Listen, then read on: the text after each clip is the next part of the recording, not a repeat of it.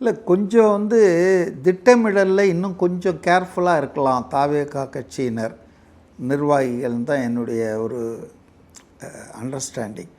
ஏன்னா அவங்களுக்கு தெரியுது இப்போ இது புதுசாக முதல் கூட்டம் இல்லை, தொடர்ந்து அவங்க ஒரு 2 வருஷமாக அரசியலில் இருக்காங்க, தொடர்ந்து பல இடங்களுக்கு போகிறாங்க. அவங்களுக்கு மக்கள் எந்த அளவுக்கு வழியெங்கும் வரவேற்பு பின்னால் தொடர்றது தடை ஏற்படுத்துகிறாங்க. அவங்களுக்கு ஒரு ஷார்ட் டிஸ்டன்ஸ், நேற்று பாருங்கள், மதுரையிலேருந்து காரைக்குடி 70 கிலோமீட்டர், ஜஸ்ட்டு 70 கிலோமீட்டர் ஒரு 1.5 hours 2 ஹவர்ஸில் போகலாம். ஆனால் 4.5 மணி நேரம் ஆகி அவரால் பேசவே முடியல.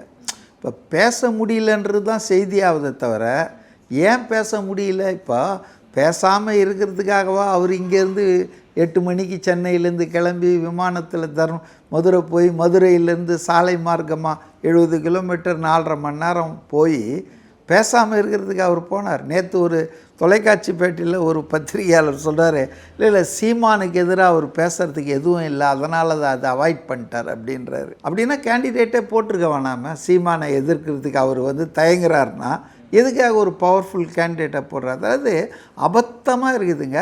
அதே நேரத்தில் இன்னும் கொஞ்சம் கேர்ஃபுல்லாக பிளான் பண்ணியிருந்தா, அவர் சொல்கிறார், அந்த காரைக்குடி கேண்டிடேட் டாக்டர் பிரபு என்ன சொல்கிறாருன்னா, நாங்கள் பர்மிஷன் கேட்டது 12லேருந்து 4:30 வரைக்கும் கேட்டோம், ஆனால் அன்ஃபார்ச்சுனேட்லி காவல்துறை 12லேருந்து 2:30க்கு தான் கொடுத்தாங்க.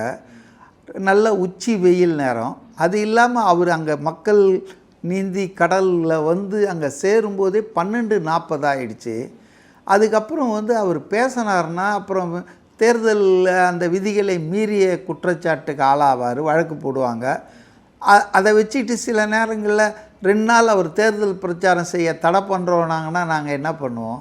அதனால் நாங்கள் ரொம்ப எக்ஸ்ட்ரா கேர்ஃபுல்லாக இருந்தோம். அதனால் அவர் சின்னத்தை காமிச்சார், என்னை மேலே ஏற்றி அடையாளம் பண்ணார், எல்லாம் மக்களெல்லாம் பார்த்தாரு, கை கூப்பி வணங்கினார்.